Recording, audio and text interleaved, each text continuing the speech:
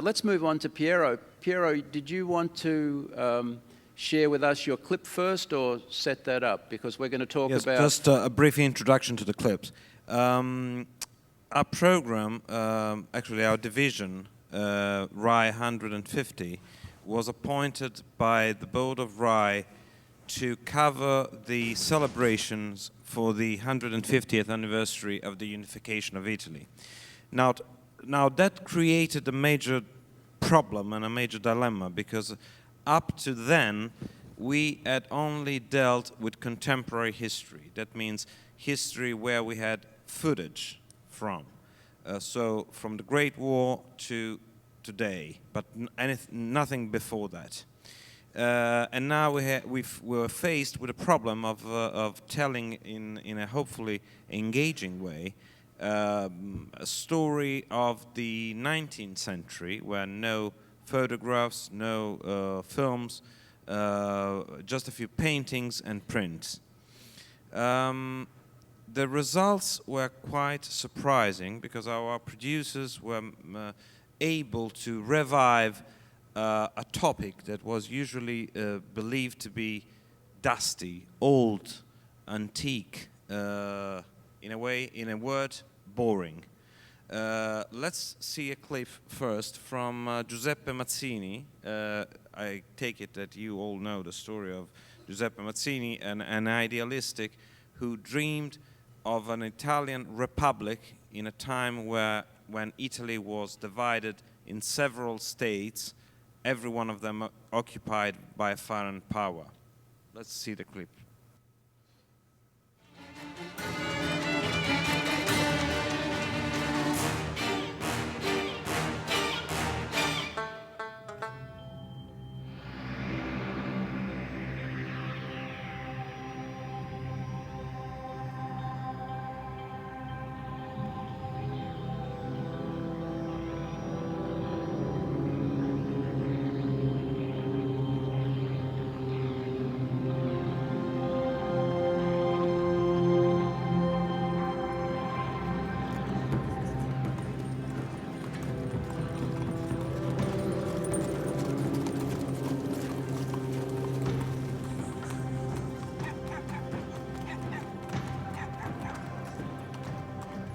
Il 13 gennaio, alle 3 del pomeriggio,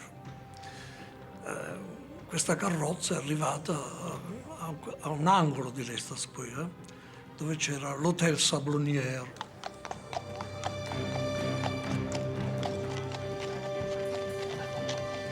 È una zona allora, e ancora oggi in parte, considerata il quartiere latino di Londra. E quindi era sempre pieno di stranieri. Era già buio, perché a Londra a gennaio alle 3 fa già buio. Sono arrivati questi strani 4 personaggi, 4 giovani italiani, dall'aria molto esotica, i capelli lunghi sulle spalle, barbe, baffi.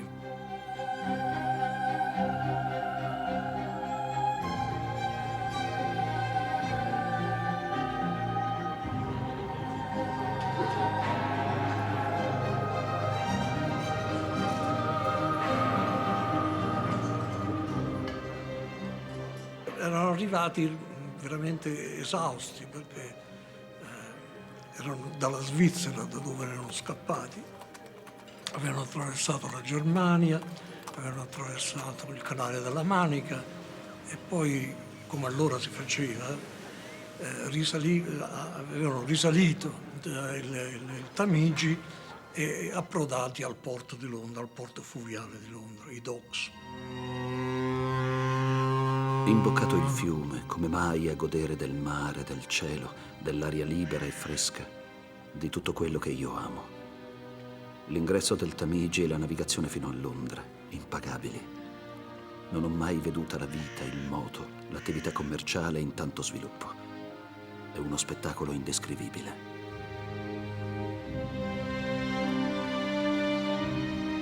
Uno di loro era il più strano, soprattutto perché vestiva di nero completamente. non portava neanche una camicia bianca, portava una specie di cravatta di fazzoletto da collo nero, il panciotto nero, la giacca nera, i pantaloni neri, i calzini neri, gli stivali neri.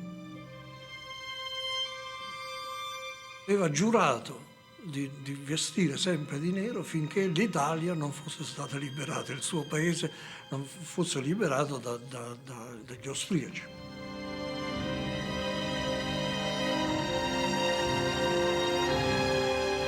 Era Giuseppe Mansini vestito di nero.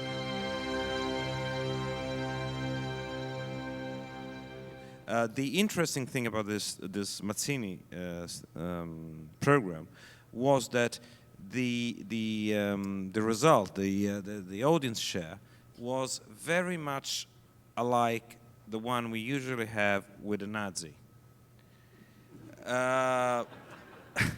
Yes, I always tell to my younger producers that Nazis pay our salaries.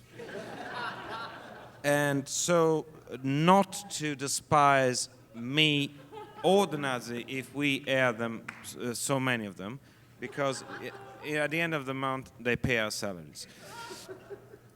But Mansini was a great success, as was Garibaldi, as was other programs that we did on what it's called in Italian history, Risorgimento.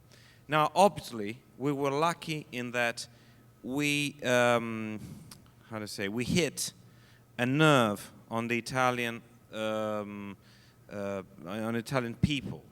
The same president of the Italian Republic, Giorgio Napolitano, was the first to be surprised by the huge enthusiasm that built around the celebration of the unification of Italy.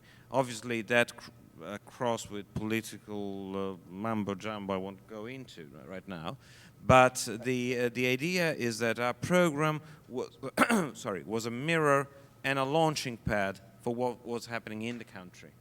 So we were lucky in that. But as you saw, our producers managed to revitalize something that in our conscience of Italian school pupils was something, oh my God, not Risorgimento again. I'd like to show you a brief clip from another program we did in the same vein about Arturo Toscanini, which seems appropriate for this environment. Thank you. Emilia-Romagna, estate 1885. Un giovane 19enne appena diplomato in conservatorio viene scritturato come violoncellista per una tournée in Brasile. Il suo nome è Arturo Toscanini. Raccontare quell'episodio è un po' come raccontare il mare che si apre. 30 giugno 1886, Rio de Janeiro. Al teatro Don Pedro II va in scena l'Aida di Giuseppe Verdi. A Rio è successo qualche cosa che è paragonabile a un terremoto. Ore 20. Inaspettatamente il direttore d'orchestra Carlo Superti è accolto da una valanga di fischi. Non riesce nemmeno a dare l'attacco e si ritira nei camerini. Ormai si teme il peggio. Lui avrebbe pensato di fare il violoncellista tutta la vita. Poi quella notte una corista gli ha detto vai su che ci salvi. Quando hanno visto questo giovane salire sul podio sono rimasti un po' scioccati. Il giovane Toscanini entra in teatro, chiude lo spartito e inizia a dirigere a memoria.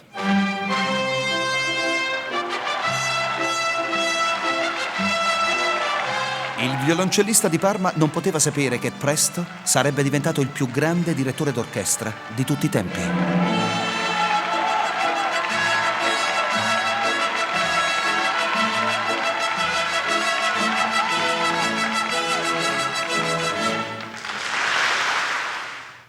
That was the intro to the program on Toscanini that we made along with one on Verdi, on Puccini, Donizetti and Bellini.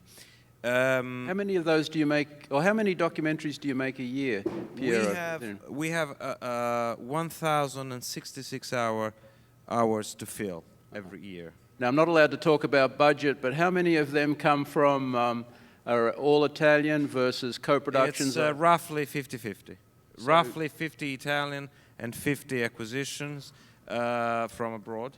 50% Italians are roughly, again, 25% in-house production, 25% fully commissioned elsewhere.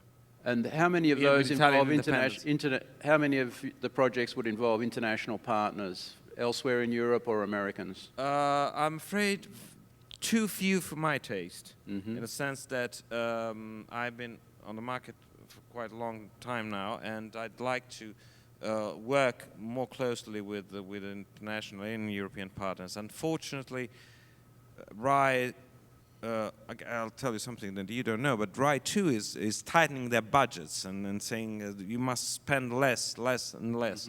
So unfortunately, we have a very limited budget to do so. So it's the challenge of public broadcasting everywhere. Exactly. But what was very interesting, what they were saying about the fact that A&E is obviously a commercial enterprise, whereas we are, as a public service, we need to take into account what the audience will be, but to a lesser extent. So was very interesting in that. Good.